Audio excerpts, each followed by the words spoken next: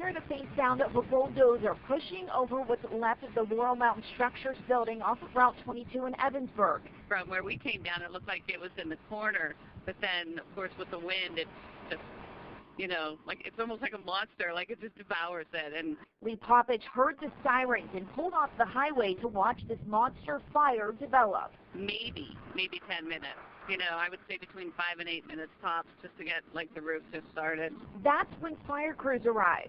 Fire was coming through the roof, which made it much more dangerous to make any interior operation. So we opted for the firefighter safety in mind and attempted all knockdown operations from the outside. It took 7 departments to fight flames with lines hitting the building from the side and up above. We're in an area, Cambria Township, that has a pretty good water system, and this time of night manpower was pretty good. A former customer I talked to told me it was the owner's storage area with building supplies used to design and build homes. The business office remained untouched behind it. And it is sad because it's local people. You know, you always like to see the local people succeed, and I just pray that, you know, they did have good insurance, were able to do well, and that they can rebuild. It's always a loss. It's somebody's business. It's somebody's livelihood. You know, we do our best to try to minimize things, and you know, the most important part is none of the business owners or employees were injured, and none of the firefighters were injured. Melanie Gillespie, 6 News.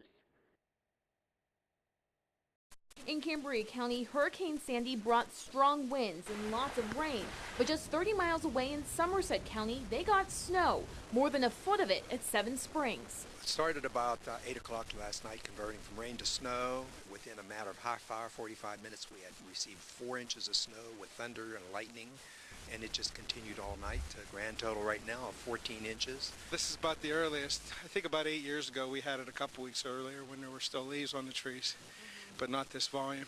This may look like a skier's paradise, but officials here at Seven Springs say this snow is just too wet, it's too dense. And believe it or not, they say it's just not enough yet to open the slopes. Well, if we were hoping to ski, we would have to have at least another foot of snow, be able to get the groomers out, compact everything, but that's all contingent. There's a lot of things out there that need to be buttoned up and taped down and ready to go for the season. Remnants of fall and last week's good weather now covered in snow.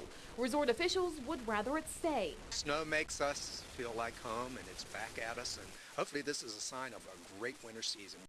The gym was sort of my sanctuary, a place to go where I'm comfortable, and her and I had a lot of memories built up over the years. On January 6, 2008, Jeff Jacksitz experienced every parent's worst nightmare.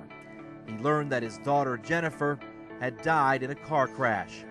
Less than a week later, Jacksitz was back on the sidelines at his familiar post as Northampton's head varsity girls basketball coach.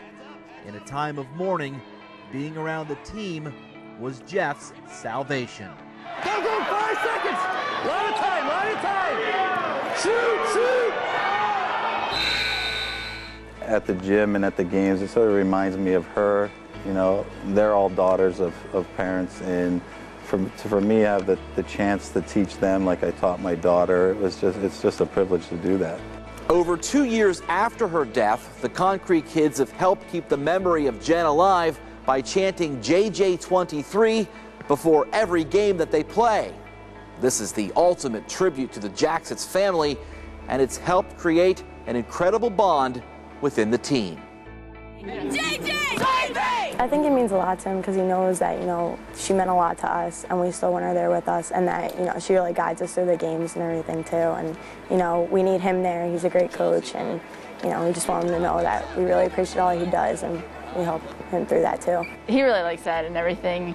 Like, he appreciates it a lot, and so like their family, they're always in the stands, and after the game they're always like, thank you, and we just feel really good about it. It sort of sends chills through yourself, and you think, and you get a sense of pride, you know, that my daughter had made an impact on that many people, that they would try to keep her in their thoughts and remembering her.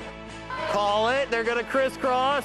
This year, Jeff Jacksitz may be doing the finest coaching job of his career. Despite not being favored by anyone heading into the season, Northampton has beaten Allentown Central Catholic for the first time since the 1990s, and the Concrete Kids have a good shot at winning gold in both the upcoming LVC and district playoffs. What happens down the stretch remains to be seen, but one thing is certain. Coach Jacksitz will keep his daughter Jen close to his heart the entire way. You know, I carry Jennifer with me. I actually keep a picture of my father, my mother, and my daughter in my pocket at every game, just to keep her close. So, yeah, I think she's here every game. In Northampton, Mark McKeon, 13 Sports. Tighe!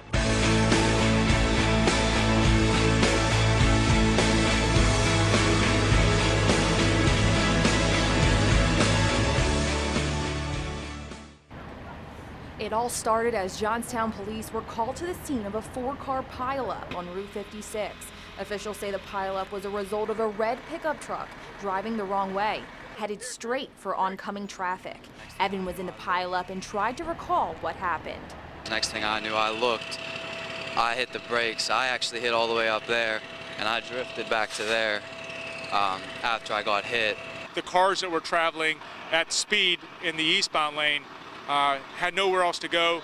To avoid a collision, they had to stop, which happened a chain reaction type collisions where we had several cars damaged in the eastbound lane. Evan said when police responded to help the accident, they suddenly heard another huge crash.